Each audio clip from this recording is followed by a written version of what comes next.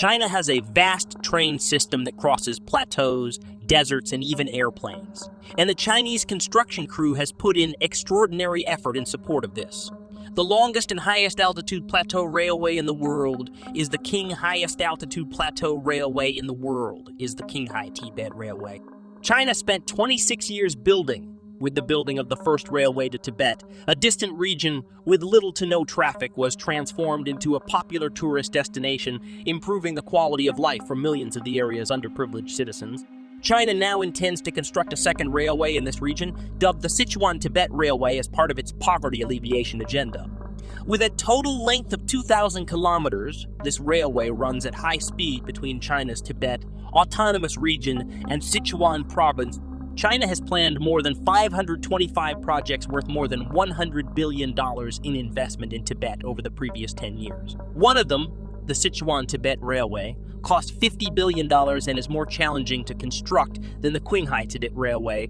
Within 10 years, China hopes to have it finished.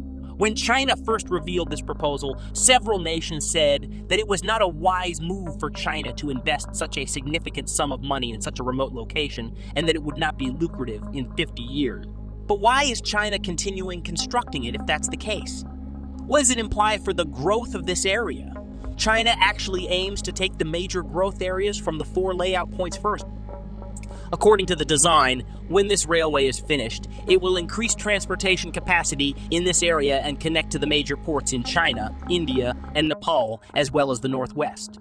For 3 billion people, it will open new roads, allow the expansion of the railroads in this isolated region to promote tourist and trade with Nepal and India, therefore reviving the local economy. Although it might not be immediately profitable, it is a foundation for sound development. China is a multi-ethnic nation. Second, in Tibet there are Chinese Tibetans who are neighbors.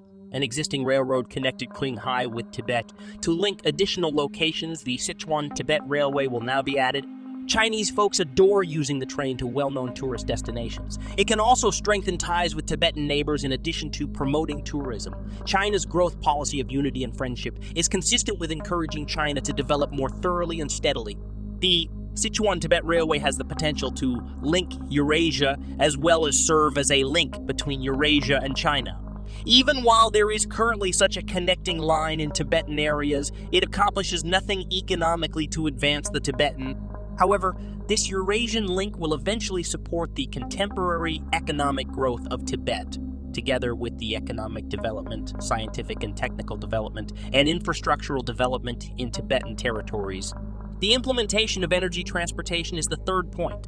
A non-renewable resource is oil. The implementation of low-carbon and low-emission strategies is now underway globally. The nation has carefully complied with the objective of carbon neutrality. It doesn't imply that you shouldn't utilize it to cut back on oil imports from other nations. China must actively develop Tibet's oil and gas reserves. In order to achieve this, the Sichuan Tibet Railway's development will have a significant positive impact on China's energy security. The structure of China's national defense is the fourth point, Sun Yat-sen noted in 1988 that we needed to proceed with the development of the Tibet Railway if we were to improve China's national security. Particularly during the last few years, India and China have a tense relationship. It helped the Chinese people understand how crucial it was to defend China by opening the Tibet Railway. And not just that, it was discovered that it takes just 8 hours to go from Chengdu to Lhasa once the Sichuan Tibet Railway was formally opened, which is 4 times less time than it did previously.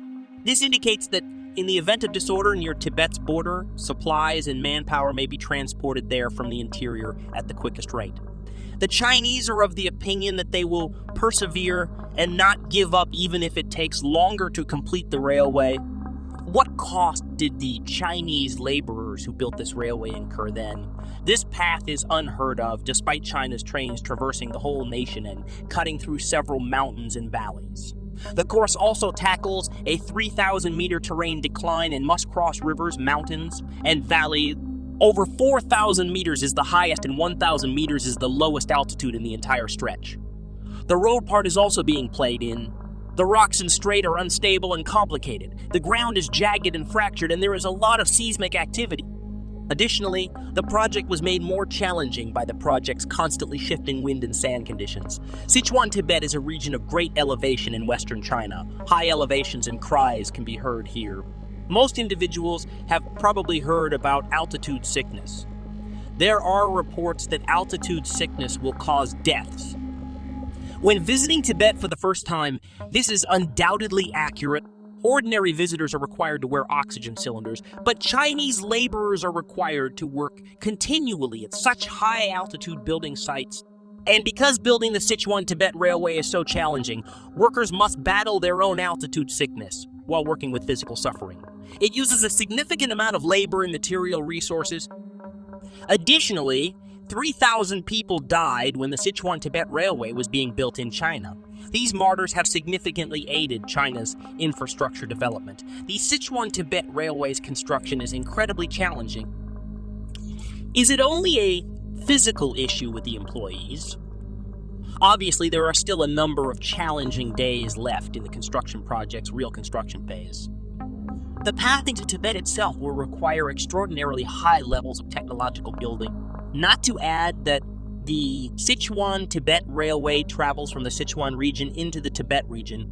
I think everyone may remember the Sichuan region where earthquakes frequently happen. This is due to the fact that Sichuan has a basin topography and is located on the edge of the plate. The topographical plate limit of the basin demonstrates how technically challenging the actual building of the Sichuan Tibet Railway is. The challenges that the workers confront and the challenges encountered throughout the construction process are extraordinary.